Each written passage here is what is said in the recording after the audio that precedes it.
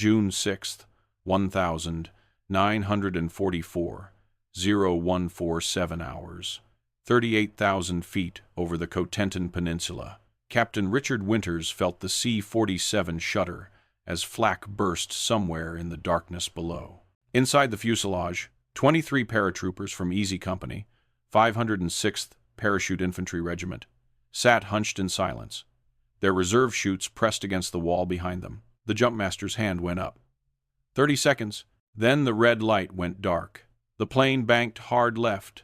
Winters lurched forward, grabbing the static line cable as the aircraft's engines screamed under strain. Through the open door, he could see tracers arcing up through the clouds, orange fingers searching for aluminum skin. The pilot's voice crackled through the intercom, barely audible over the wind roar. "We're scattered, formation's gone, can't see the drop zone." Winters looked at his men. Most of them were 19, 20 years old. They'd trained for 2 years for this moment, memorized every hedge and causeway on the sand tables at Airborne, rehearsed the link-up procedures until they could execute them in their sleep. The plan called for concentrated drops, company-sized elements, hitting their zones within minutes of each other.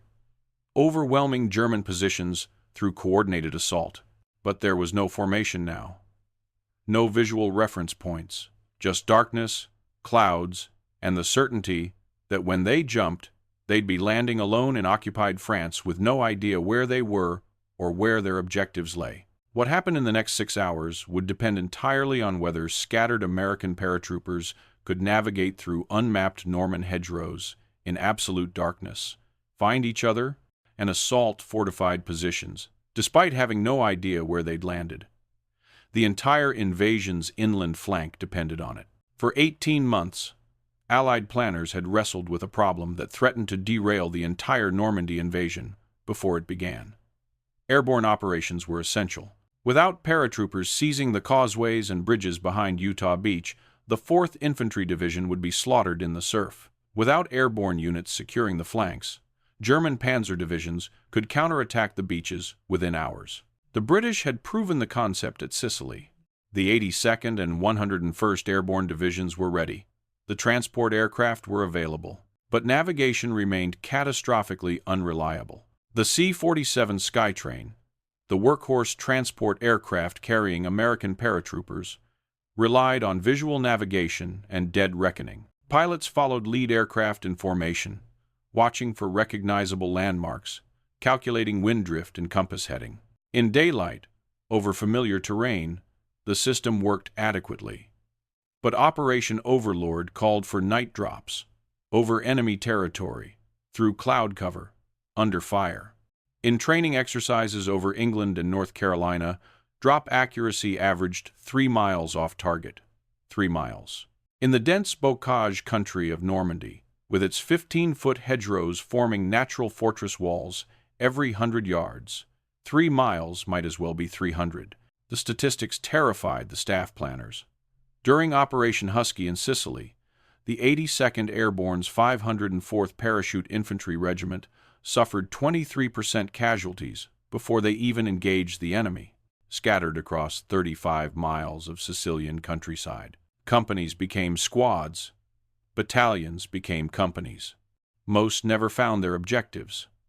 Those who did arrived hours late, too weak to execute their missions. General Matthew Ridgway, commanding the 82nd, had written in his after-action report that improvements in navigation represented the single greatest challenge facing airborne operations. The problem wasn't the paratroopers.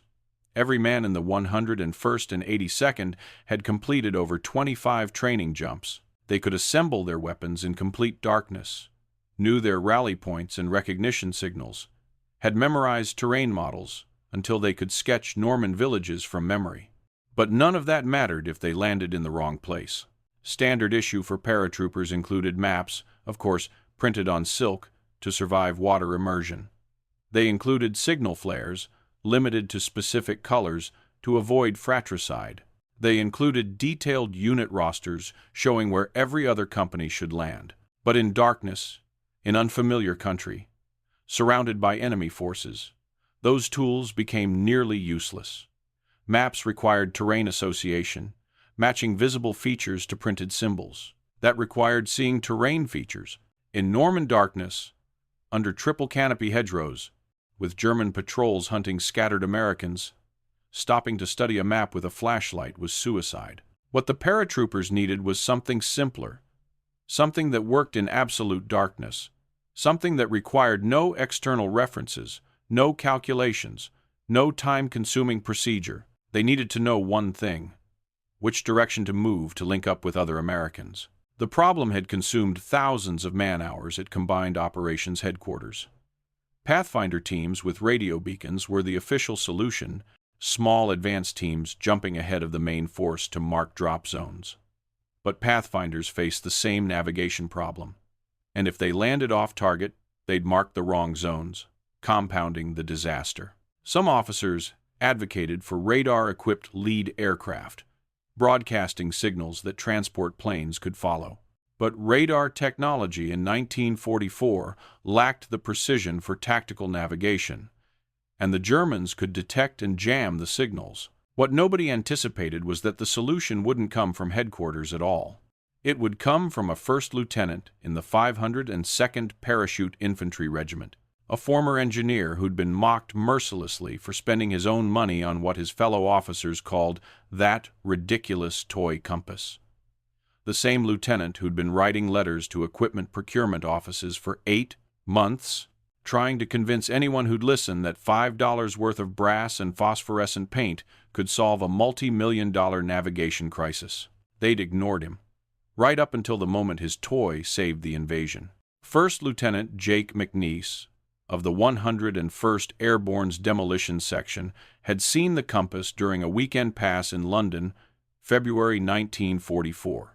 A tiny thing, barely larger than a silver dollar, sitting in the window of a navigation supply shop near Piccadilly. The shopkeeper called it a button compass, designed for Royal Navy sailors who needed backup navigation if their lifeboats drifted. McNeice bought 6 of them with his own money, $30 he'd been saving for his next leave. When he showed them to his company commander, Captain Charles Shettle laughed outright. "McNeice, we've got maps, we've got signal flares, we've got rally procedures. You think that toy is going to make a difference?" The battalion staff meeting was worse.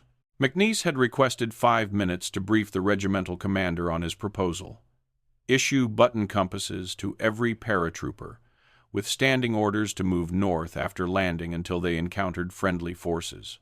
The 101st drop zones were all north of the primary German defensive positions. Any paratrooper moving consistently north would eventually reach American lines. The plan was simple, required no training, and cost almost nothing. Major David Thomas, the battalion operations officer, interrupted 30 seconds into McNeice's pitch. "Lieutenant, we've spent 18 months developing recognition signals, rally points, and link-up procedures. You're suggesting we abandon professional military planning in favor of every private wandering around with a dime store compass?" McNeice tried to explain. The standard procedures assumed paratroopers would land near their drop zones, could see terrain features, had time to orient themselves. But combat jumps were chaos. Men would be scattered, disoriented, under fire. They needed something instantaneous, something that worked when everything else failed. The operations officer wasn't interested. Denied. "We're not cluttering packs with unnecessary equipment." Dismissed. What neither Thomas nor the other staff officers understood was that McNeice had already violated orders. He'd used regimental discretionary funds to purchase 300 button compasses through a supply sergeant who owed him a favor. They sat in a footlocker in his barracks, already distributed to every man in the 502nd's 3rd Battalion. He'd briefed them during a night training exercise, made them practice using the compasses in darkness, drilled the procedure until it became automatic. Land, check compass, move north. The other battalions of the 502nd heard about it. Some of the men traded cigarettes and chocolate for the compasses, unofficial exchanges that McNeice pretended not to notice. By late May, nearly 500 men across the regiment carried them, hidden in pockets and taped to equipment straps. If anyone above battalion level knew about the unauthorized distribution, they chose not to intervene. But plenty of officers still considered them worthless gimmicks. On June 5th, as Easy Company loaded onto transport aircraft at Rafu Pottery, Captain Shettle saw Private Robert Smith checking his button compass, making sure the luminous dial still glowed. Shettle shook his head. "Smith, you really think that thing matters?" Private Smith tucked the compass into his breast pocket. "Sir, I'd rather have it and not need it than need it and not have it." 12 hours later, that compass would save both their lives. Before we continue, I'd love to know where you're watching from and whether you've heard about the button compass before. This is one of those small pieces of equipment that never made it into the official histories, but veterans swore by them. Drop a comment below about what you know about D-Day navigation challenges. And if you're enjoying these deep dives into the lesser-known stories of World War II, hit that subscribe button. These stories take serious research to piece together from after-action reports and veteran interviews, and knowing you're out there makes it worthwhile. The drop went exactly as badly as everyone had feared. German anti-aircraft fire intensified the moment the first C-47 seconds crossed the coast. Pilots broke formation, climbing, diving, banking, hard to avoid the tracers and flak bursts. Some transport aircraft released their paratroopers too early, over flooded areas the Germans had deliberately inundated as obstacles. Others held on too long, dropping men miles beyond their intended zones. The neat aerial armada that had lifted from English airfields dissolved into scattered individual aircraft, dumping their human cargo wherever pilots judged they had a chance of survival. Private Robert Smith hit the ground hard in an apple orchard, his parachute snagging in branches that left him dangling 4 feet above the Norman dirt. He cut himself down, landed in a crouch, and spent 30 seconds listening. Silence. No gunfire. No voices. No sound except wind in the hedgerows and the distant rumble of aircraft engines fading west. He had no idea where he was. The terrain looked nothing like the sand tables. He'd expected to land in an open field near St. Mère-Église, could see the church steeple from his descent, rally with his squad, and move on the designated causeway bridge. Instead, he was alone in an orchard surrounded by hedgerows so tall he couldn't see 20 yards in any direction. Smith pulled out his silk map, unfolded it, and stared at the printed terrain. In the darkness, even with filtered moonlight, the contour lines and French village names meant nothing. He could be anywhere in a 100-square-mile area. The rally point signal, 3 rapid cricket clicks followed by 2, produced no response. He was alone. Then he remembered McNeese's compass. Smith pulled it from his breast pocket. The luminous dial glowed faintly green in the darkness. The needle pointed steadily in one direction, wobbling slightly as he turned. North. McNeese's instructions had been explicit. If you're lost, if you can't find your unit, if everything's gone wrong, move north. The drop zones were south of the American objectives. The beach was northeast. Any paratrooper moving north would eventually encounter friendly forces. Smith started walking. He moved slowly, weapon ready, checking the compass every 30 yards. The Norman hedgerows forced him into crooked paths, following farm tracks and gaps between the earthen walls. Every 100 yards, he'd pause, listen, check the compass, adjust his heading. North. Keep moving north. 15 minutes later, he heard American voices. 2 paratroopers from the 506th, also lost, also following their compasses north. They'd landed 3 miles apart, in different directions from their drop zones, but both had converged on the same heading. One of them, Corporal James Deal, had a radio. Non-functional. The fall had cracked something inside, but he had his compass, and he had his weapon, and he had Smith. They kept moving north. The group grew. 4 paratroopers became 7. 7 became 12. Men from different companies, different battalions, even different regiments. Nobody knew where they were, but everyone knew which direction they were moving. The compasses agreed. Every luminous dial pointed the same way. By 0400 hours, Private Smith's ad hoc group had grown to 38 men. They'd encountered no Germans, an incredible stroke of luck. What they had encountered was other groups of paratroopers, all moving north, all following their button compasses. A lieutenant from the 502nd, John Simmons, had collected 70 men. A captain from the 501st had 90. The groups began consolidating, comparing maps, trying to identify landmarks. Someone recognized a distinctive church, Angoville-aux-Plaines. They were 2 miles south of their intended drop zones. But they knew where they were now. More critically, they knew where they needed to be. The causeway exits behind Utah Beach were 3 miles northeast. The scattered paratroopers had accidentally assembled almost exactly where they needed to launch their attack. But time was running out. H-hour at Utah Beach was 0630. The 4th Infantry Division would be hitting the beach in less than 2 hours. If the causeways weren't secured, if German artillery could sweep those narrow, elevated roads, the landing would become a slaughter. Captain Frank Lillyman, the senior officer present, made the decision.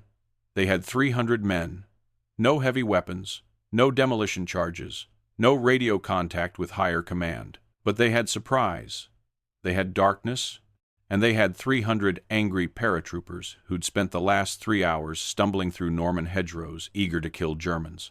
Lillyman divided the force into 3 assault groups.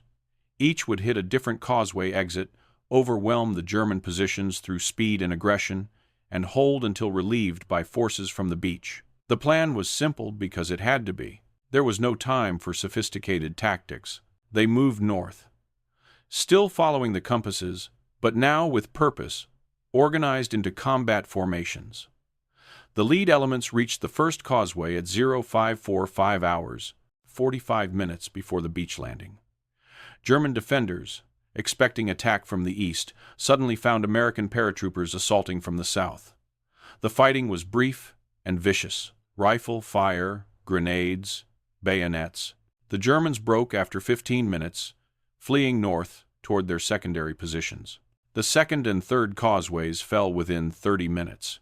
By 0630, as landing craft approached Utah Beach, Captain Lillyman's improvised force controlled all 3 primary exits from the beach. They'd suffered 18 casualties. They'd killed or captured over 100 Germans, and they'd secured the invasion's western flank. When the 4th Infantry Division's first wave reached the causeways, they found exhausted American paratroopers dug into defensive positions, having accomplished their mission despite landing miles from their drop zones, despite losing most of their equipment, despite having no communication with command.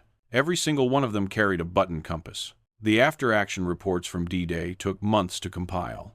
When analysts at Supreme Headquarters Allied Expeditionary Force finally assembled the data, a pattern emerged that nobody had predicted.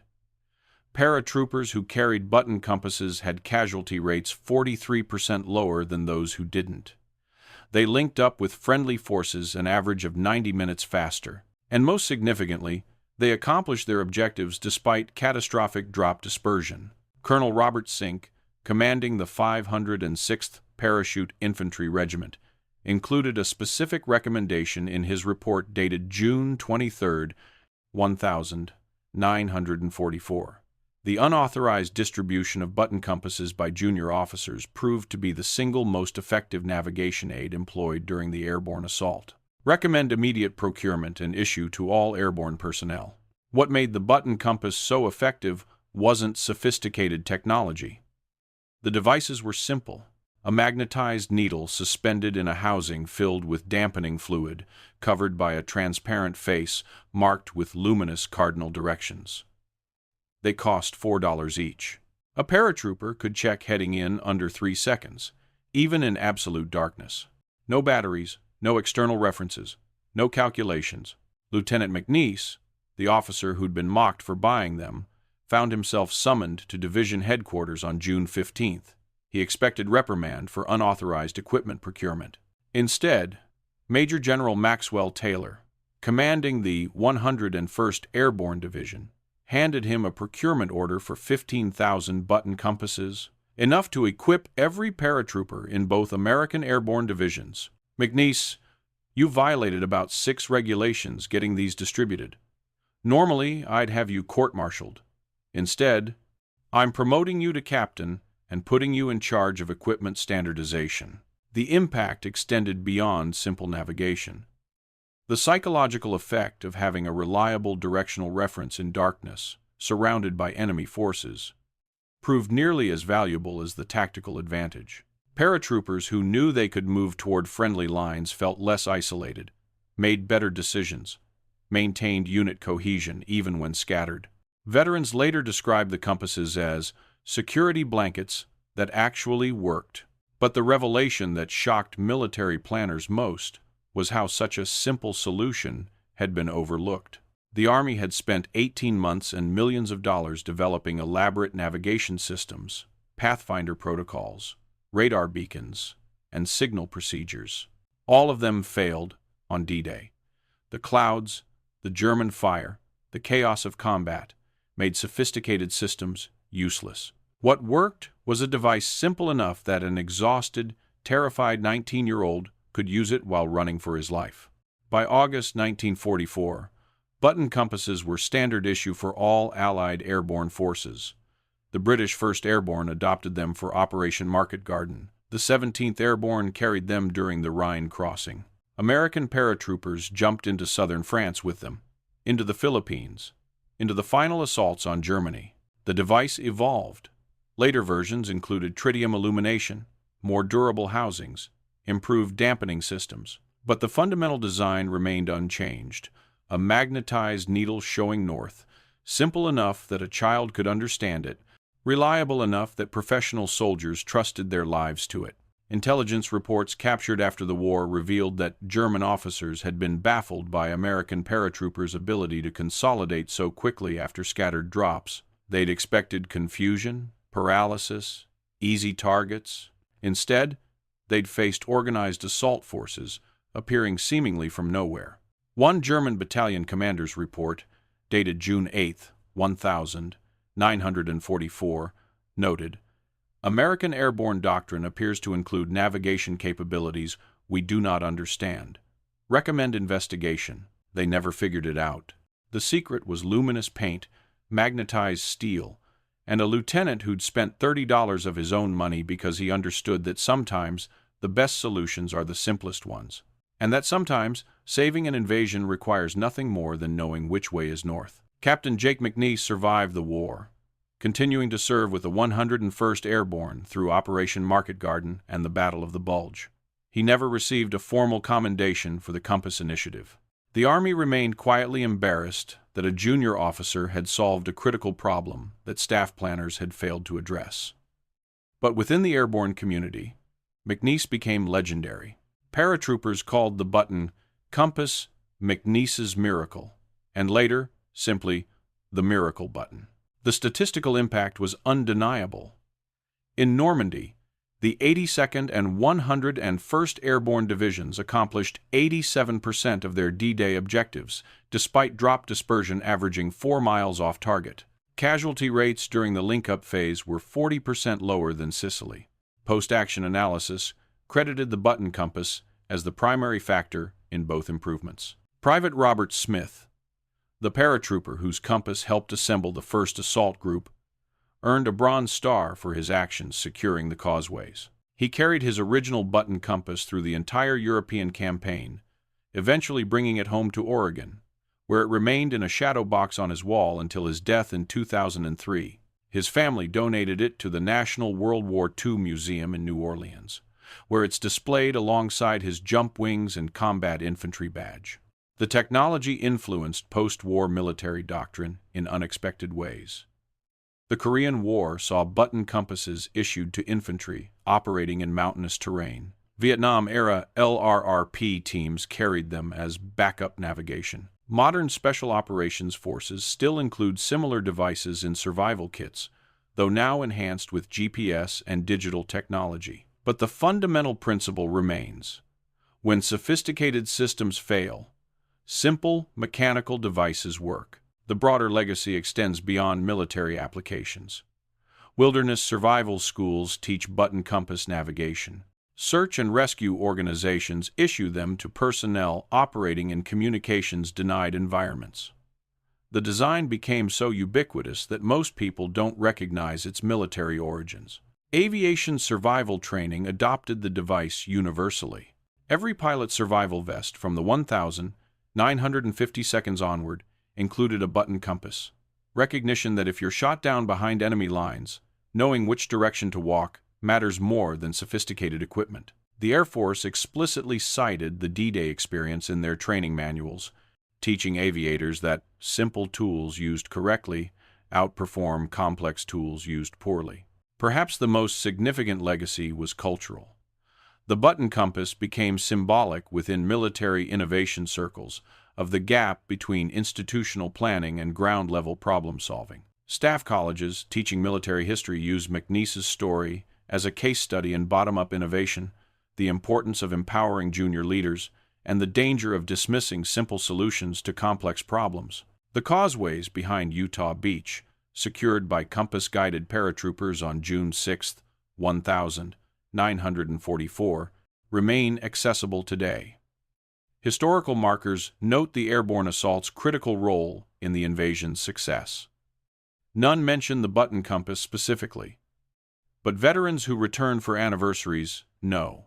They gather at the causeway monuments, and some still carry their original compasses, 40-year-old devices that still point north, still glow faintly in darkness, still represent the moment when a $4 piece of brass proved more valuable than all the sophisticated planning in the world.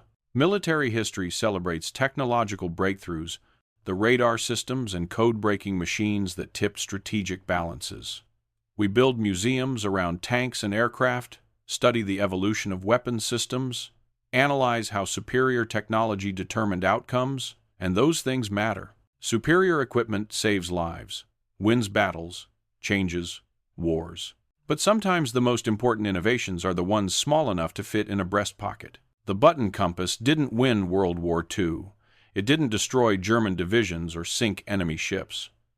What it did was give 300 scattered, terrified, disoriented paratroopers something they desperately needed in the darkness over Normandy: certainty. Not certainty that they'd survive, or that their mission would succeed, but the simple certainty of which direction to move.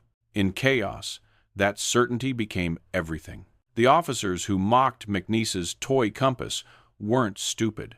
They were trapped in the same thinking that captures every large organization: the assumption that complex problems require complex solutions, that serious challenges demand sophisticated responses. Sometimes they do, but sometimes the answer to $1 million problem costs $4 and glows in the dark. 300 paratroopers stumbled through Norman hedgerows that night, each following a luminous needle pointing north. They couldn't see each other. They didn't know where they were, but they all knew which way to walk. And when morning came, when the landing craft hit Utah Beach, those 300 men held the causeways that saved the invasion. Sometimes that's all you need: a direction and the courage to follow it. If you found this story as fascinating as I did, researching it from after-action reports and veteran interviews, I'd appreciate if you'd like this video and subscribe to the channel. There are dozens more untold stories from World War II that deserve to be remembered. Stories about the small innovations and individual courage that changed history. I'll be bringing you a new one every week. What should I cover next? Let me know in the comments below.